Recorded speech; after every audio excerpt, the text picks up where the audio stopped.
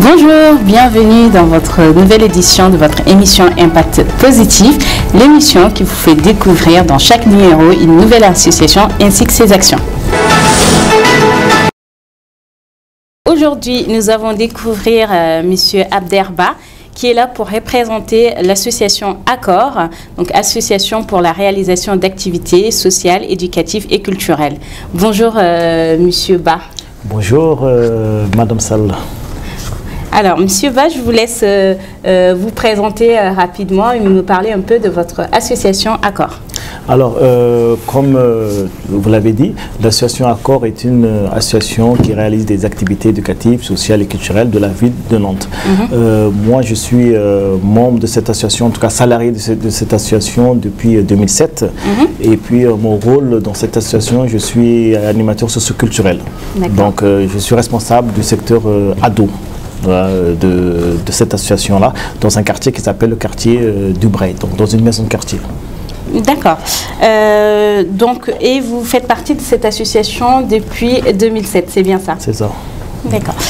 Et si je comprends bien, cette association n'a pas vocation de base de faire de l'humanitaire. Oui, effectivement, c'est une association socioculturelle, on n'est pas dans l'humanitaire. Mais par contre, c'est une association qui agit dans la solidarité. Donc on est aussi dans l'international, on agit dans pas mal de pays et depuis 2017 j'ai commencé à faire des actions avec la Mauritanie. Et justement, vous êtes intervenu pour des actions en Mauritanie avec cette association, notamment avec l'envoi d'un conteneur solidaire en Mauritanie. Pouvez-vous justement nous parler un peu de cette activité? Oui, en fait, comme je l'ai dit tout à l'heure, j'interviens moi en Mauritanie depuis 2017 avec des projets et depuis 3 ans maintenant, notamment en 2018, quand j'étais parti en décembre avec des jeunes nantais en Mauritanie, nous avons rencontré les jeunes de là-bas. Donc nous avons fait un échange de jeunes et puis nous nous sommes rendus vite compte qu'il y avait un manque cruel de matériel. Donc les gens ils avaient besoin, ils avaient les locaux mais ils n'avaient pas forcément de matériel. Donc du coup on s'est dit qu'une fois on rentre à Nantes, pourquoi pas faire une action solidaire, faire par exemple un conteneur. Parce qu'il y avait énormément de matériel, on est parti dans beaucoup de villages et donc depuis notre retour nous avons voulu faire ça. Et comme je le disais, on n'est pas une association humanitaire. Donc, on avait un budget que la ville de Nantes nous a alloué sur un projet qu'on devait faire, qui est l'échange de pratiques. Donc, on devait former des animateurs. Et comme vous le savez tous, avec la crise sanitaire de Covid, nous n'avions plus l'occasion de voyager. Donc, on ne pouvait plus faire cet échange, ces rencontres. Et donc, ce budget, on l'a alloué pour faire le conteneur solidaire. D'accord. Et justement, en plus de ce conteneur solidaire, est-ce que vous avez eu l'occasion de mener d'autres actions en Mauritanie? Oui, effectivement, nous avons mené d'autres actions en Mauritanie. Donc en 2017, je suis parti spécialement en Mauritanie pour voir qu'est-ce qu'on peut faire en Mauritanie. Donc j'atterris dans un village qui s'appelle Gourey, où j'ai rencontré Madame Hadjiratou Bah, qui était la mère de Gourey à l'époque. Donc on s'était rencontrés et du coup elle m'a amené dans les différents villages qu'il y avait là-bas, notamment dans un village qui s'appelle Korokoro, avec le GRDR, donc une ONG aussi qui est basée en France mais aussi en Mauritanie. Ils nous avaient accompagnés donc avec M. Yatabaré, nous avons rencontré les populations locales et j'avais vu qu'il y avait quelque chose à faire déjà. Et ensuite en 2019, en 2018, je suis venu avec un groupe de jeunes, donc 10 jeunes nantais. Nous sommes venus en Mauritanie, nous avons visité ces villages, nous avons rencontré les jeunes, grâce encore au GRDR et à Madame Hadiba qui était maire, et les autres maires aussi, comme le maire de Bouli. Et nous sommes revenus avec du coup une délégation avec les responsables. Donc mon directeur général, M. Willy Cantel, qui est aussi la personne qui s'occupe de l'international au niveau de l'accord. Nous sommes venus en Mauritanie en décembre 2019 aussi pour rencontrer les autorités locales, donc le ministère de la Jeunesse et Sport et tous les gens actifs là-bas. Et ensuite, dernier voyage, c'était celui-là en 2021 où nous avons envoyé un conteneur.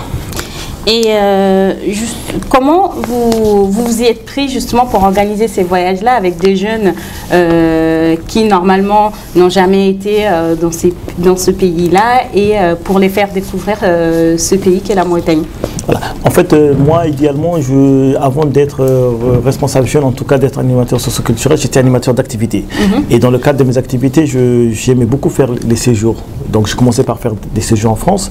Ensuite, on est parti, j'ai commencé à faire aussi des séjours sur l'international. Mais on était axé sur l'Europe. Donc, des séjours thématiques. Hein. On est parti en Géorgie, nous sommes partis en Croatie, en Belgique, visite du Parlement européen. Donc, c'était des projets à vocation citoyenne. Donc, c'était sur la citoyenneté européenne et française. Et ensuite, à un moment donné, je me suis posé la question, avec l'expérience, je me suis dit, mais ce sont des jeunes que j'accueille à la maison quartier de Breil, mais ces jeunes, la plupart sont originaires d'Afrique du Nord, ou d'Afrique de l'Ouest, ou d'Afrique centrale. Et je me suis dit, pourquoi pas les faire voyager aussi dans un pays d'un continent de leur racine, en tout cas la racine de leurs parents. Et du coup, c'est là que j'ai organisé ça. Et nous sommes partis, et notamment la Mauritanie est bien placée pour faire ça, parce que la Mauritanie fait le trait d'union entre le Maghreb arabe, donc entre l'Afrique du Nord et l'Afrique noire. Donc, et moi, dans mon groupe, j'avais des gens qui sont originaires du Maroc, de l'Algérie, mais aussi des gens originaires de la Mauritanie, du Sénégal, voilà, un peu partout. Et donc voilà pourquoi nous sommes partis en Mauritanie pour découvrir ce pays. Et c'était le premier pays dans l'international que j'ai fait avec des groupes de jeunes nantais, donc un pays africain. C'était le premier. D'accord. Alors, nous allons revenir sur ce que vous disiez justement, le fait de faire découvrir ces jeunes-là leur continent d'origine à travers ce voyage en Mauritanie. Vous, quelle est votre motivation première justement? Alors, la motivation première, c'est que je me suis dit... En fait, déjà, comme je l'ai dit tout à l'heure, ça fait depuis 2007 que j'ai travaillé avec les jeunes dans les quartiers populaires. Avant d'arriver au Breil, j'étais dans une maison de quartier qu'on appelle la maison de quartier de la Boissière. Donc c'est aussi un quartier prioritaire de la ville, un quartier populaire. Et du coup, j'ai vu pas mal de jeunes qui sont en recherche d'identité. De leur identité. Voilà, même de citoyenneté des fois. Il y a aussi des notions de déracinement qui peuvent arriver, parce que avec les expériences que j'ai eues, j'ai vu des jeunes qui sont partis dans leur propre pays d'origine, dans lesquels ils sont considérés comme des Français. Et donc, quand ils sont en France, ils ont aussi des problèmes d'identité, comme je disais, où il y a certaines personnes ou certaines situations qui les renvoient à leur pays d'origine. Donc, ils sont à cheval entre deux pays. Ils sont tiraillés entre leur pays d'origine et leur pays d'accueil et de nationalité qui est la France. Oui, et du coup, ça pose des problèmes identitaires et donc ça peut aller à des problèmes difficiles, éducatifs, voilà. Et donc, du coup, je me suis dit que ce type de projet peut, en tout cas, en passant par la solidarité, parce que nous savons aussi que les jeunes dans ces quartiers populaires sont des jeunes très solidaires. Ça, je pense qu'on a pu le prouver. En tout cas, la plupart d'entre eux ont cette notion de solidarité, d'entraide, voilà. Et du coup, en partant de leur envie, j'ai essayé en tout cas de les ramener à la source. Et depuis, parce que l'impact positif dans ça, c'est que depuis qu'ils sont rentrés à Nantes, ils en parlent dans leur famille, dans le quartier, et du coup ça a donné envie à d'autres jeunes aussi de découvrir. C'est pour ça que le conteneur, j'ai pas eu de mal, nous n'avons pas eu de mal à le charger. Parce que grâce à ces jeunes, grâce à la tendance, à l'ambiance, et aussi les gens sont très connectés dans les réseaux sociaux, ça a été partagé, donc nous avons vraiment rempli le conteneur, il nous reste même du matériel pour vous dire. Donc voilà. Là vous parlez justement de ces jeunes qui ont fait un voyage, qui en parlent, on peut dire aussi, ça participe à la promotion du tourisme en Mauritanie. Ça donne envie forcément à des personnes de découvrir ce pays, vous pensez? Oui, effectivement, parce qu'aujourd'hui la Mauritanie, c'est vrai que dans les années passées, nous avons connu des années de braise, il faut le dire, comme la plupart d'ailleurs des pays africains, malheureusement. Et donc, du coup, tout ça, maintenant, c'est du passé. Et quand on tape sur Google la Mauritanie, on voit des messages qui ne donnent pas envie de partir. Et là, avec tous ces voyages-là, les gens se rendent compte, en fait, que finalement, la Mauritanie, c'est un pays comme les autres pays où on a quand même une sécurité, où les gens sont accueillants et il n'y a aucun souci, quoi. Donc, effectivement, ça participe aussi à redorer l'image de la Mauritanie. Comment vous vous êtes pris pour identifier les personnes qui avaient besoin des actions que vous avez menées en Mauritanie, notamment est-ce qu'il y a eu des associations justement sur le conteneur qui est-ce qui a bénéficié et comment vous avez identifié les personnes qui pouvaient en bénéficier? En fait, les personnes, j'ai commencé à les identifier depuis 2017 en fait. On est en 2021. Donc ça m'a laissé le temps de vraiment identifier les choses. Parce que c'est pas facile d'arriver dans un pays, même si je suis originaire de ce pays-là, et de connaître tout. C'est pas possible. Donc on travaille avec des gens sur place qui aussi vont t'accompagner. Donc des gens qui sont sérieux, qui ont envie aussi, avec lesquels on partage les mêmes valeurs. Donc le séjour de 2018 m'a permis encore de plus recentrer, de vraiment cibler les gens bénéficiaires. Donc comme je le disais tout à l'heure, nous avons fait des villages, donc je vais les citer les villages que nous avons fait. Donc au sud du pays, nous sommes partis dans le village de Selbabi, donc c'est une ville, de Goureil, donc dans la commune de Goureil, et Goureil, il y a aussi Koko. Nous sommes partis aussi dans la commune de Bouli, donc Bouli, il y a Bouli et Kalnioro. Donc, nous sommes restés sur ces mêmes villages en 2021 pour le conteneur. Mais aussi, il faut le rappeler, à Nouakchott aussi, nous avons fait aussi des dons à Nouakchott. Parce que je travaille aussi avec des associations qui sont sur Nouakchott. Je vais les citer aussi. Donc, l'association APFAS, l'association du monde des enfants heureux qui s'occupe des enfants autistes, donc Madame Cissé. Nous avons aussi l'association AAPH qui s'occupe des enfants handicapés, Al-KE de Rassindia, voilà, entre autres. Qui a d'ailleurs reçu l'award du l'homme de l'année en Mauritanie. Aujourd'hui, pensez-vous qu'il y a justement assez de solidarité et d'entraide entre les personnes de la diaspora, surtout des personnes qui sont nées et ont grandi en France, qui sont originaires, dont les parents sont originaires de la Mauritanie ou de l'Afrique et qui sont nés et grandi en France, et les populations qui sont aujourd'hui sur place en Mauritanie ou en Afrique? Oui, c'est une très bonne question parce que dans ce millénaire, donc on est en 2021 effectivement, où les choses sont très compliquées, hein, il faut le dire avec cette crise. Mais en fait, je tiens à souligner quand même que la diaspora mauritanienne, je parle là des migrants, parce que malheureusement en France, la plupart des gens ont une mauvaise image des migrants. Aujourd'hui, je le dis devant la caméra, dans les maternités que nous sommes partis visiter dans les villages, c'est des maternités et les écoles que nous avons vues dans les villages et dans tous les villages que nous avons vus, que j'ai cités tout à l'heure, ont été construits par des migrants. Par l'argent des migrants. Donc certains parmi eux n'ont pas forcément une situation stable en France, mais ils se débrouillent et ils ont cotisé, entre eux ils ont construit donc, les écoles et les maternités. Maintenant, l'appel que je tiens à faire ici, c'est notamment les jeunes, en tout cas, nés en France. Et là, je ne parle pas que de la Mauritanie, je parle de l'Afrique en général. C'est vrai qu'il y a certains jeunes maintenant qui commencent, les consciences commencent à s'ouvrir, qui commencent à aussi faire des actions, que ce soit en France d'ailleurs, même en Mauritanie. L'essentiel, c'est de quand même faire quelque chose. Et du coup, je tiens à encourager encore plus de personnes à le faire. C'est important. C'est important. Ok, vous êtes né en France, vous avez grandi en France, ok, mais rien n'empêche de faire des liens aussi avec le pays d'origine, parce que ça apporte beaucoup dans la personne. Ça apporte beaucoup dans la personne. Moi, quand je vois des jeunes qui ne sont pas forcément mauritaniens, mais qui m'ont accompagné jusqu'en Mauritanie et qui font des actions à leur retour, ça fait vraiment plaisir, en fait. Donc, c'est ce que je souhaite aussi à l'ensemble de la diaspora, mais aussi à toutes les diasporas, hein, de faire pareil. Que ce soit en France d'ailleurs, on peut aussi faire des choses en France, ou en Afrique, mais de faire quelque chose en tout cas. Voilà.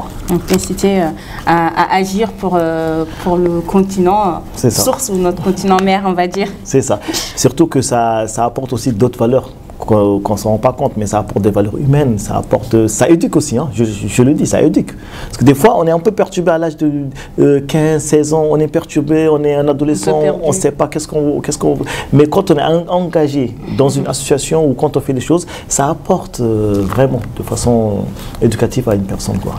C'est une richesse. Et ça nous permet surtout de voir que nos conditions ne sont pas forcément le pire. Quand on voit certains jeunes ou populations qui sont dans des villages reculés de certains pays d'Afrique qui ont du mal même à trouver de l'eau ou qui parcourent des kilomètres pour aller à l'école. Je pense que c'est positif de vouloir soutenir ces personnes-là pour qu'ils puissent justement étudier, qu'ils puissent avoir accès aux ressources nécessaires qui leur permettraient demain de participer au développement de l'Afrique. C'est ça. Effectivement, pour continuer dans le même sens que toi, en fait, moi, j'ai même une anecdote à donner ici. J'ai un des jeunes avec lesquels je suis parti en Mauritanie, une fois en Mauritanie, il n'a jamais voyagé, toujours en France.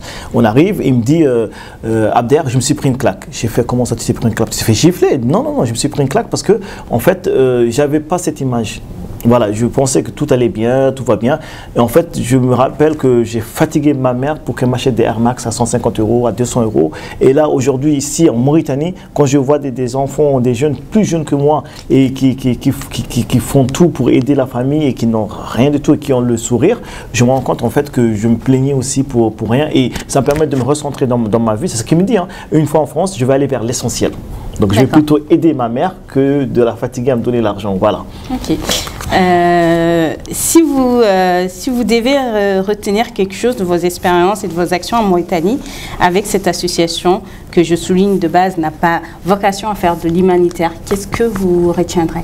D'abord, avant de retenir même, c'est des remerciements à l'ensemble des personnes qui m'ont accompagné sur ce projet, donc l'ensemble des collègues qui ont été là, hein, parce que nous avons la même vision, nous avons la même pensée, nous avons les mêmes valeurs de l'association, hein, il faut le dire. Hein. Et du coup, je les remercie. Et si j'ai quelque chose à retenir, c'est qu'effectivement, ce sont des projets qui forgent. Ce sont des projets qui forgent les jeunes, je le répète encore, mais pas seulement les enfants, les familles, tout le monde. On peut très bien agir en étant en France, ailleurs. Et surtout en ces temps, comme je le dis depuis tout à l'heure, en crise sanitaire mondiale, c'est une urgence même. Et puis ça permet de valoriser certains aspects de la vie, de se dire en fait finalement, le monde, on est pareil en fait finalement, que ce soit en Mauritanie ou en France, nous avons les mêmes difficultés, nous rencontrons les mêmes problèmes et donc nous avons aussi les mêmes besoins. Je pense qu'il faut plus que jamais être solidaire. D'accord. Je vous laisse justement, nos téléspectateurs, découvrir une petite vidéo de vos actions sur le terrain, de vos interventions, avant de revenir et vous donner l'occasion de dire votre mot de la fin.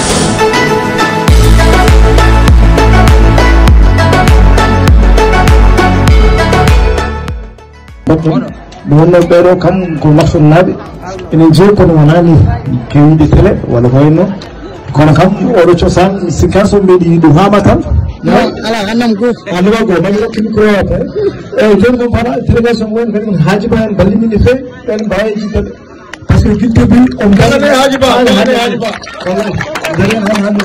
Alors, comme on l'a vu, on vous a vu sur le terrain intervenir auprès de ces jeunes.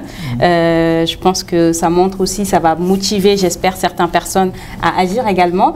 Si aujourd'hui, vous avez un mot de la fin, qu'est-ce que vous direz? Alors, le mot de la fin, en fait, ou les mots de la fin, parce que si j'ai un peu de temps, je vais m'attarder là-dessus. En fait, je voulais rappeler quand même certaines notions, deux personnes qui m'ont beaucoup inspiré. Notamment l'artiste Omar Sy, qui lui d'ailleurs est originaire, en tout cas ses familles, ses parents sont originaires d'un des villages, donc qui s'appelle Koro.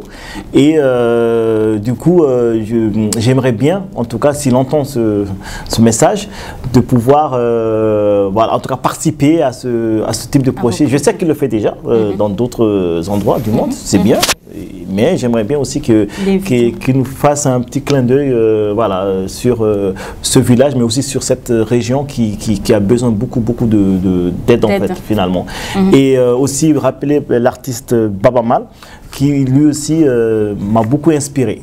Donc ces actions que nous menons avec l'association Accord, c'est aussi des actions, moi individuellement, personnellement, ça vient aussi de l'inspiration de ce chanteur, artiste sénégalais, mais qui aime beaucoup la Mauritanie et qui fait aussi des choses sur le bord du fleuve Sénégal. Donc, et l'ensemble des villages qu'on visite sont vraiment sur le bord du fleuve Sénégal. Et du coup, j'aimerais aussi, lui aussi, si un jour, on ne sait jamais, hein, qui participe aussi à ce type d'action de l'autre côté du fleuve Sénégal, mais surtout dans cette région au Guidi.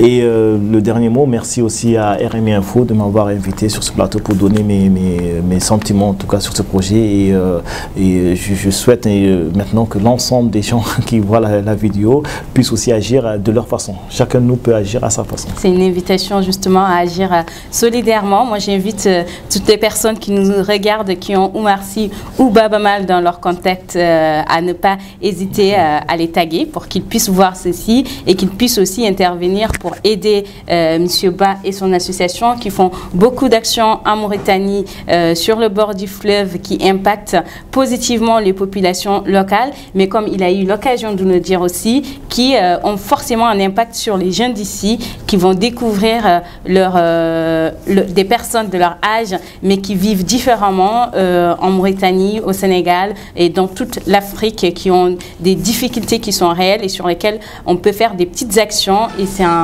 avec des petites actions qu'on fait des grandes choses.